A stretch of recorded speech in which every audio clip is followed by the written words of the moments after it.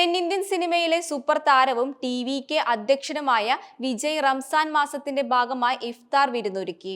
റംസാൻ മാസത്തിൽ നോമ്പ് തുറക്കുന്നതിന് മുൻപുള്ള പ്രാർത്ഥനകളിൽ പങ്കെടുത്ത നടൻ തലയിൽ തൊപ്പിയും തൂവെള്ള വസ്ത്രവും അണിഞ്ഞാണ് ചടങ്ങിൽ പങ്കെടുത്തത്. ഇതിന് മുന്നോടിയായി ഒരു ദിവസത്തെ വ്രതവും താരം അനുഷ്ഠിച്ചുവെന്നാണ് ലഭ്യമായ റിപ്പോർട്ടുകൾ.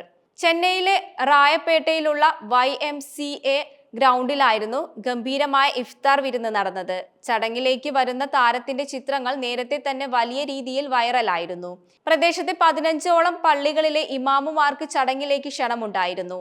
സാധാരണക്കാരടക്കം 3000-ലധികം ആളുകൾ വിരുന്നിൽ പങ്കെടുത്തതാണ് സൂചന. പ്രാർത്ഥനയിൽ ഏർപ്പെടുന്ന ഒരു കൂട്ടം പുരുഷന്മാർക്കിടയിൽ വിജയ് ഇരിക്കുന്നതിന്റെ ദൃശ്യങ്ങൾ പുറത്തു വന്നിട്ടുണ്ട്.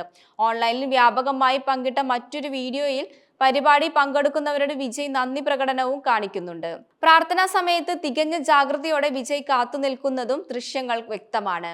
അതേസമയം വിജയുടെ പ്രാർത്ഥനയുടെയും സമൂഹ ബന്ധത്തിന്റെയും നിമിഷങ്ങൾ പകർത്തിയ പരിപാടിയുടെ ചിത്രങ്ങളും വീഡിയോകളും സോഷ്യൽ മീഡിയയിൽ വലിയ രീതിയിൽ വൈറലാകുന്നു.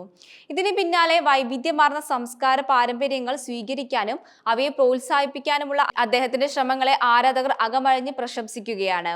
നേരത്തെ തന്നെ വിജയ് ഇഫ്താർ വിരുന്ന് സംഘടിപ്പിക്കുന്നതുമായി ബന്ധപ്പെട്ട വാർത്തകൾ പുറത്തു വന്നിരുന്നു.